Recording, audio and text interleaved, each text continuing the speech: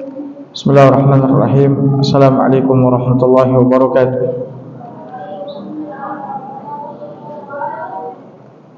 Alhamdulillah, nahmaduhu wa nasta'inuhu wa nastaghfiruh wa na'udzu billahi min shururi anfusina wa sayyiati a'malina. May yahdihillahu fala mudilla lahu wa may yudlil fala hadiya lahu.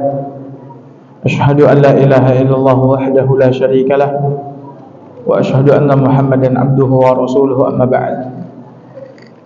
Hadirin hadirat jamaah salat zuhur yang semoga senantiasa dirahmati oleh Allah Azza wa Jalla. Melanjutkan pembahasan kita mengenai keutamaan dan keindahan Islam, bahwa Islam akan membuahkan, menghasilkan berbagai macam kebaikan dan keberkahan, baik di dunia maupun di akhirat.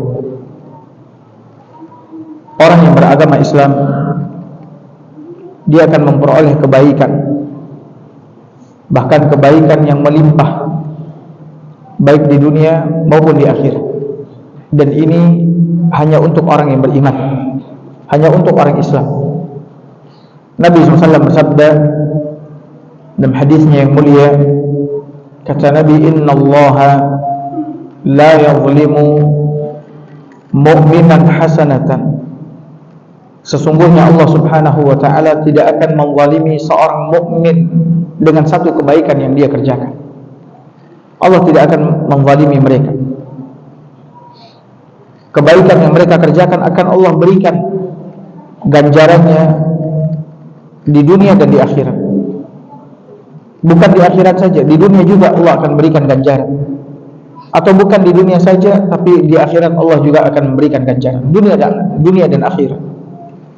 Kata Nabi SAW, yu'ta biha fid dunya wa yujza biha fil akhirah. Allah akan berikan kebaikan kepada orang mukmin di dunia dan balasan di akhirat dengan kebaikan yang dia kerjakan. Wa ammal kafir, sementara orang kafir yang mati di atas kekafiran, orang yang tidak Islam, fayut'amu bihasanati ma 'amila biha lillahi fid dunya.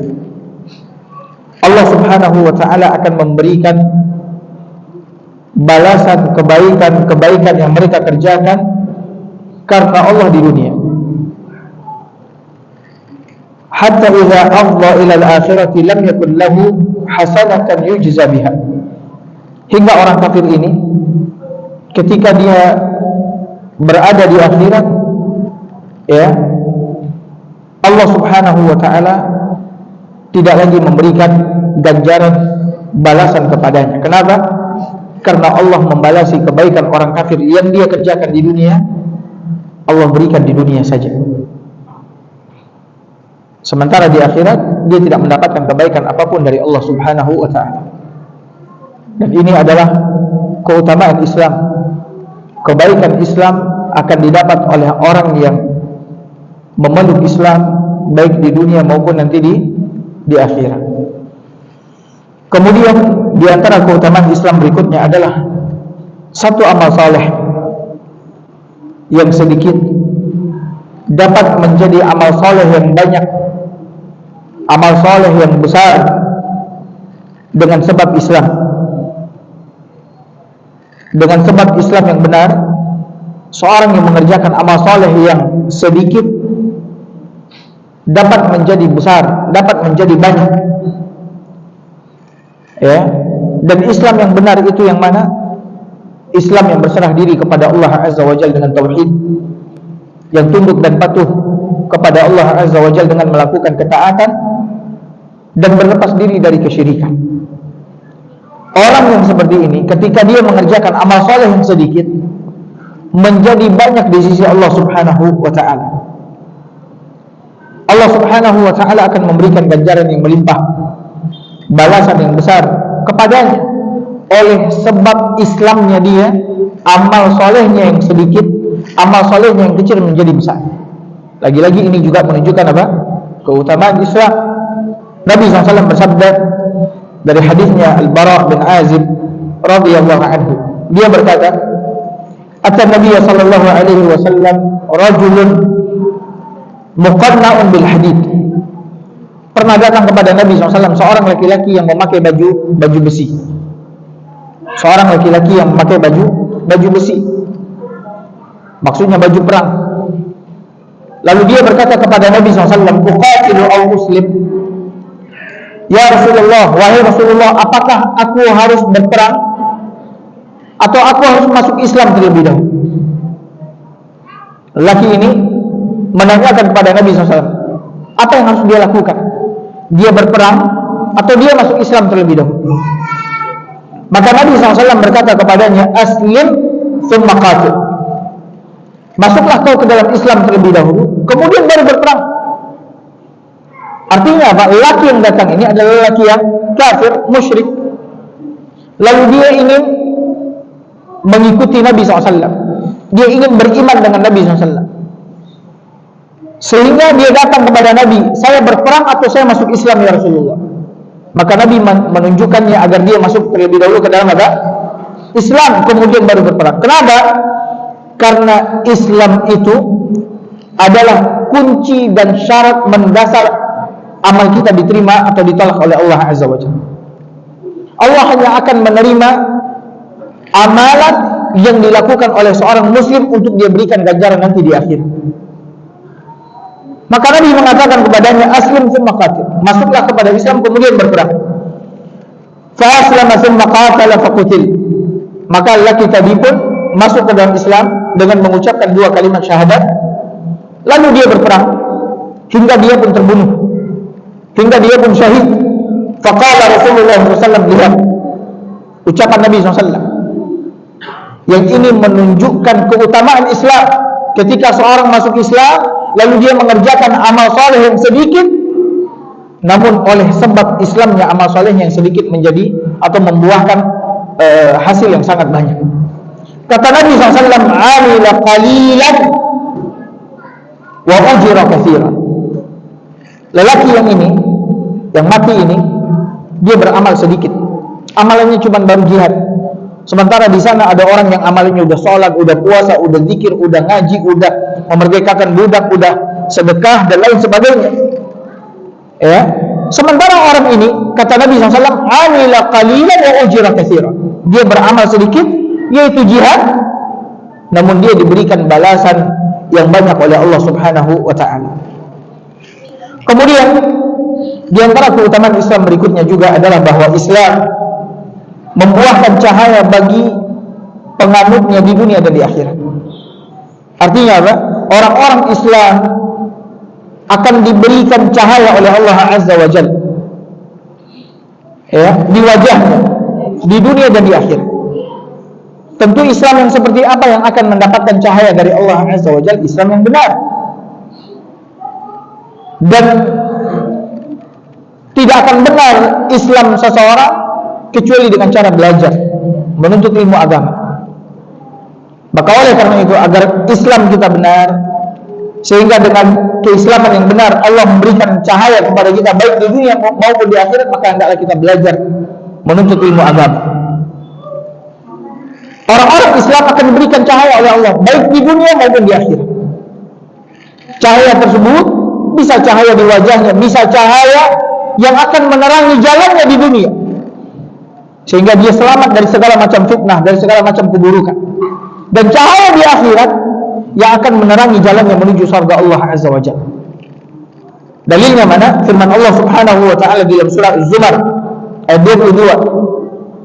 Allah mengatakan, "Afaman syaraha Allahu sadrahu lil Islam fa huwa ala nurin min rabbih." Maka apakah orang-orang yang dibukakan hatinya oleh Allah Azza wa Jalla untuk menerima Islam? Maksudnya apa? Orang-orang tersebut memeluk Islam karena hatinya dibukakan oleh Allah Azza wa Jalla untuk menerima Islam sebagai agamanya. Setelah dia masuk Islam, fahuwa ala nurin min rabbih, maka dia, kata Allah Azza wa Jalla, mendapat cahaya dari Rabbnya, cahaya di dirinya, cahaya di hatinya, cahaya di dalam kehidupannya. Fawailun lil qasiyati qulubuhum min dzikrillah. Maka celakalah orang yang hatinya telah membatu dari mengingat Allah Azza wa Jalla. Orang yang hatinya membatu adalah orang-orang kafir, yang hatinya tidak dibukakan oleh Allah Azza wa Jalla untuk menerima Islam. Allah katakan pemilik hati yang tidak mendapatkan hidayah Islam, Allah sebut mereka adalah orang-orang yang celaka. Ulaika fi dhalalin mubin. Sungguh orang yang tidak mendapatkan hidayah Islam, mereka benar-benar berada di dalam kesesatan yang sangat nyata. Kemudian di antara keutamaan Islam berikutnya, Bapak Ibu hadirin hadirat dimuliakan oleh Allah, agama Islam ini adalah agama yang menyuruh semua manusia kepada semua kebaikan dan melarang semua manusia dari semua keburukan.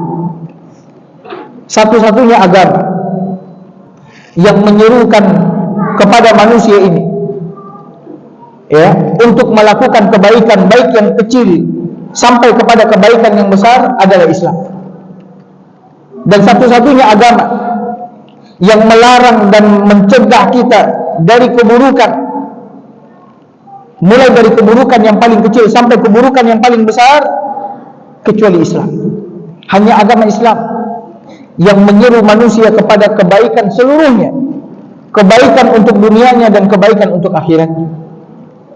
Dan satu-satunya agama yang melarang umatnya dari melakukan keburukan yang akan memberikan atau mengantarkan keburukan kepadanya, baik di dunia maupun di akhirat.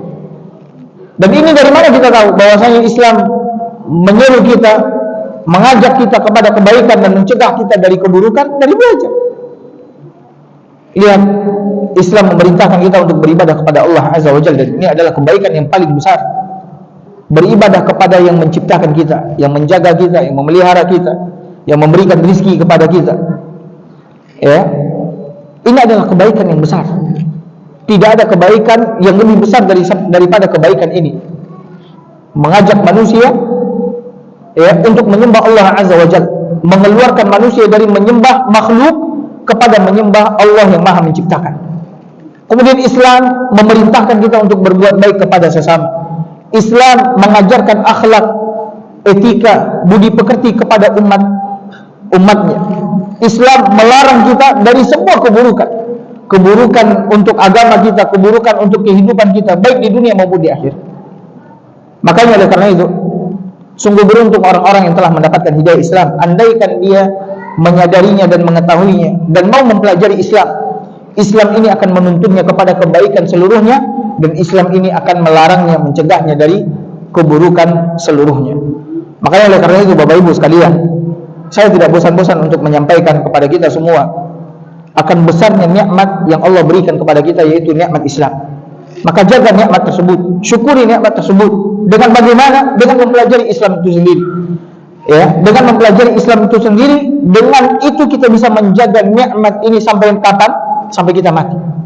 Tapi kalau kita tidak belajar Islam, ya, kita bodoh tentang Islam, dikhawatirkan nikmat tersebut dicabut oleh Allah Azza wa Jalla, dan dikhawatirkan kita juga tidak mati di atas Islam. Sementara Allah Azza wa Jalla telah mengatakan kepada kita, wala tamutunna illa wa antum muslimun, dan janganlah kalian mati kecuali dalam keadaan Islam.